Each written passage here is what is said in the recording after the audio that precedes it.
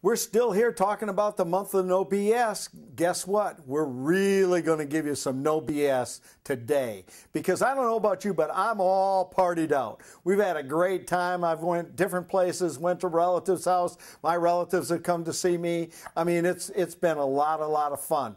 But now I'm ready to get down to the real serious thing about what are my goals and what are my opportunities for this coming year. How about you? Are you going to sit down and do that? I don't want you to sit down and give yourself 30 or 40 goals. That's BS.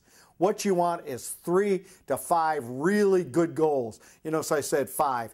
So 5 really good goals at the very most. And then what's the plan and how are you going to implement that plan? I don't care if you want to lose 3 pounds, tell me how you're going to implement it.